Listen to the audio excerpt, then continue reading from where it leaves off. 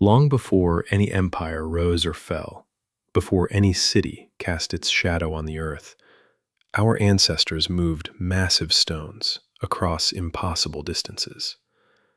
These were not primitive people stumbling through darkness, but visionaries who understood the sky and the turning of seasons. What if the greatest mystery of prehistory is not how they built these monuments, but why they needed them so desperately? Not just piles of rock arranged in circles, but sacred machines designed to capture something we have forgotten how to see. 5,000 years ago, on a windswept plain in what we now call England, something extraordinary began to take shape. The land was green then, thick with forests that whispered secrets to those who knew how to listen to them. Our ancestors had been farmers for only a few generations, still learning to bend the earth to their will. They lived in wooden houses that have long since rotted away, leaving only shadows in the soil and fragments of pottery.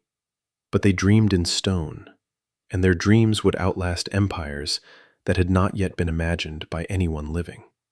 The first monument was not Stonehenge as we know it today, but a simple circle of earth and timber posts. A gathering place, perhaps, where the living came to honor the dead and watch the sunrise on the longest day. For 500 years that earthwork stood alone, a quiet promise written in dirt and wood and human labor. Then something changed in the hearts of the people who walked that ancient land beneath those ancient stars. They began to bring stones from distances that should have been impossible for people without wheels or metal or machines. The bluestones came first, carried or dragged or floated on rafts from mountains 150 miles to the west. Each stone weighed as much as 4 full-grown men, and there were more than 80 of them to be moved. Imagine the determination required to drag such weight across rivers and hills and valleys for months or perhaps even years. Why would anyone undertake such a journey for stones when there was perfectly good rock available much closer to home? The answer lies not in practicality, but in something deeper, something that moved in the human soul like a tide. These particular stones rang when struck, singing with a voice that ordinary rock could never match or replicate in any way. They came from a place of power, a mountain the ancestors believed was touched by forces beyond the ordinary world. To bring them here was to bring that power, to anchor the sacred in this new place of gathering and ceremony.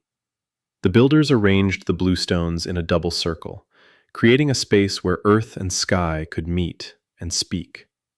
But the work was far from finished, and the greatest stones were yet to come from even more distant quarries. 20 miles to the north, massive blocks of sarsens stone lay scattered across the downs like sleeping giants from another age. Each sarsen weighed 25 tons or more, solid pieces of sandstone harder than any metal the builders possessed at that time. To move even one required hundreds of people pulling in unison, their muscles straining against ropes made from twisted plant fibers.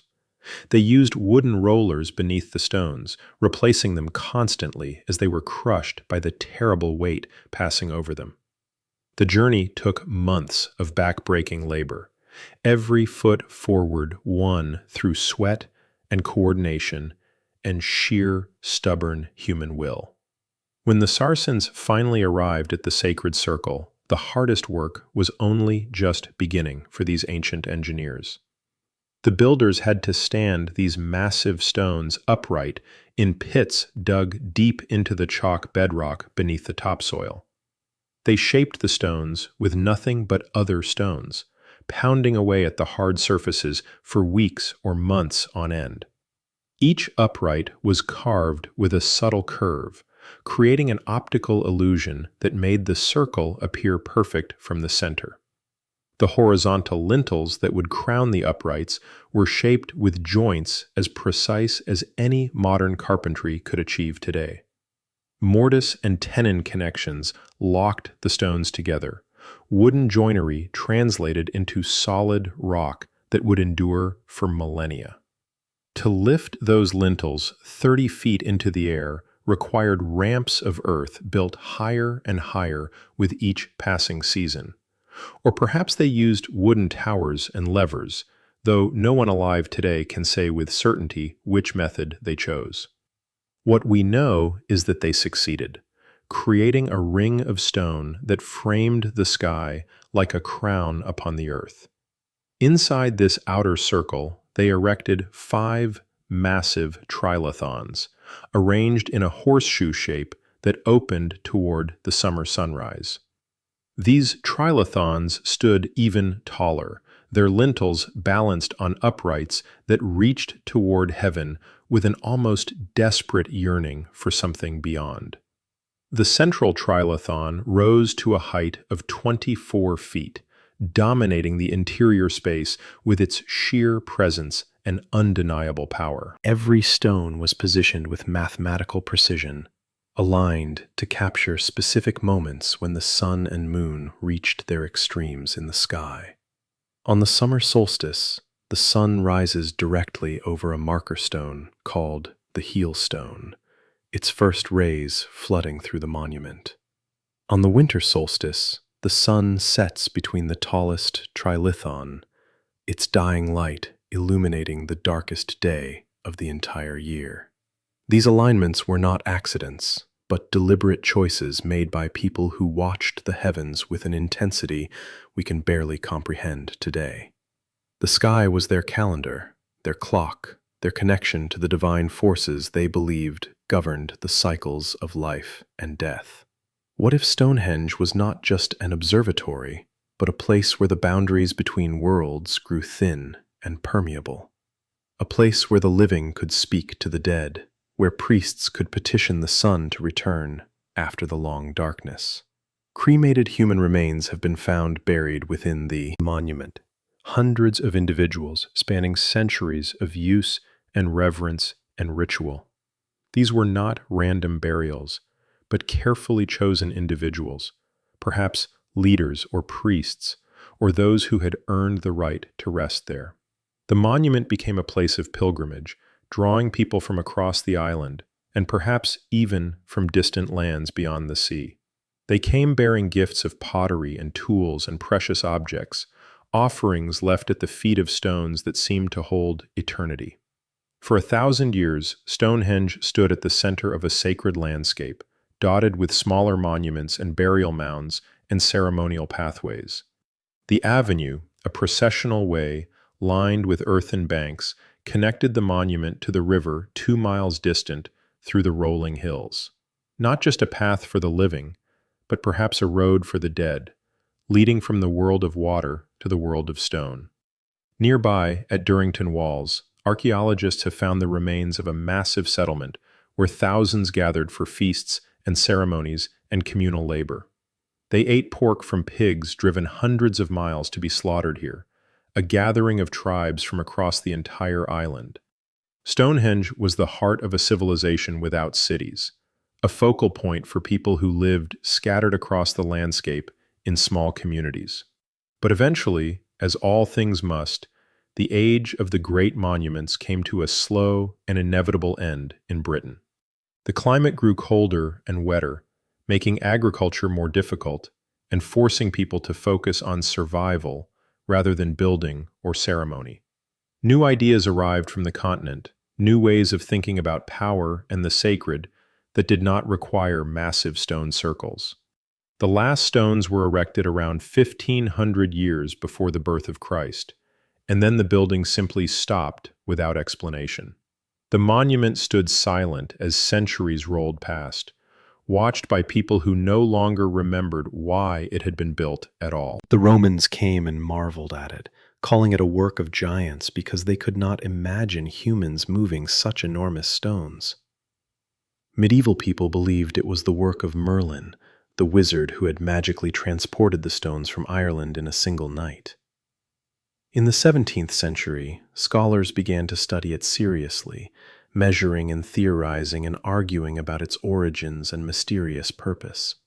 Some claimed it was a Roman temple, others a Danish monument, still others a Druid observatory built by ancient Celtic priests.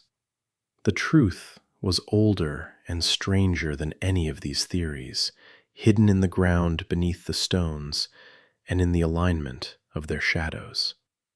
Modern archaeology has revealed that Stonehenge was not built all at once, but evolved over 1,500 years of continuous use and modification.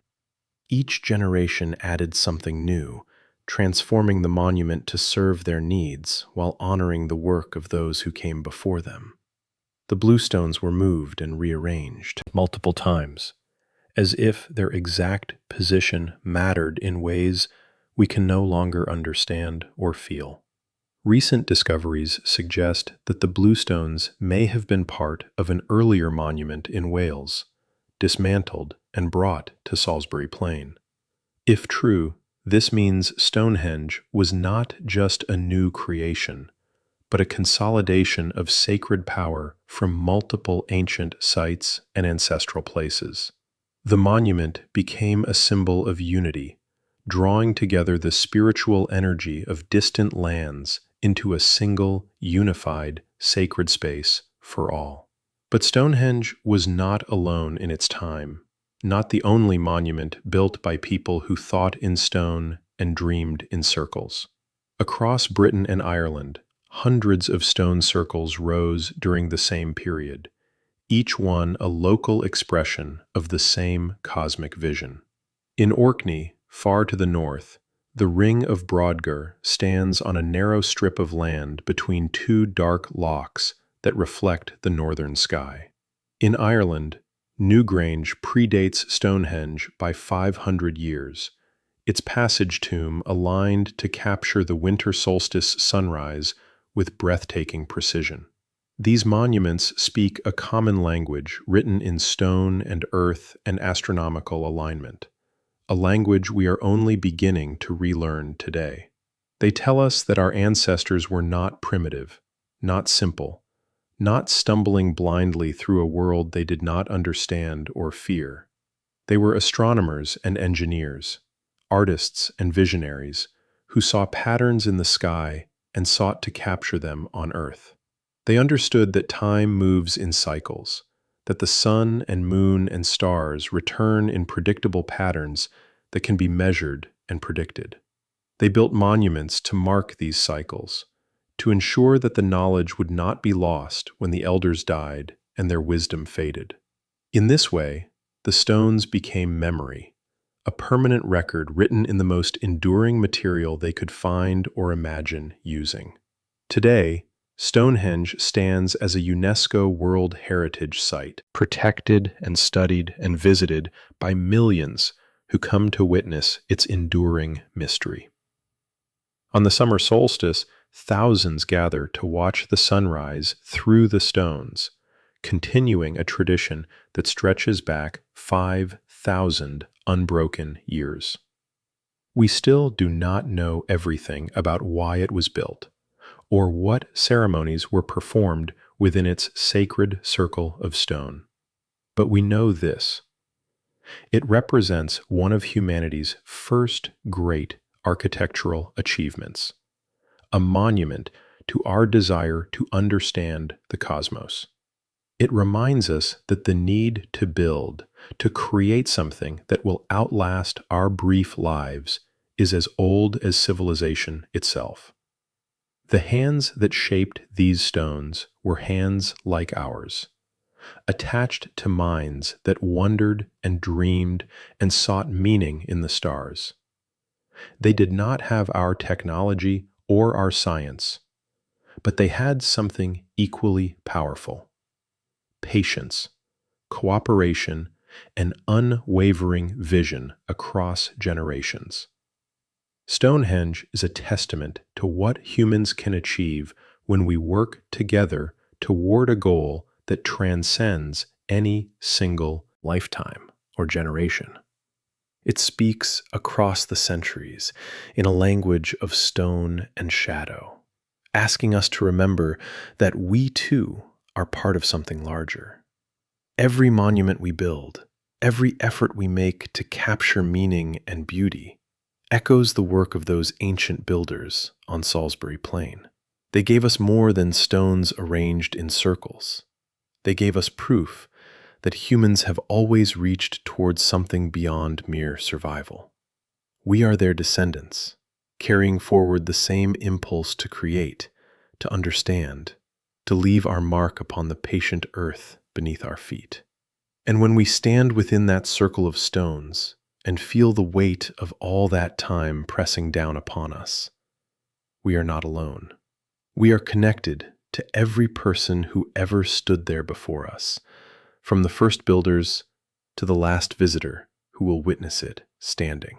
Stonehenge will outlast us all, a silent witness to the human spirit's refusal to be forgotten by time or erased by the turning ages.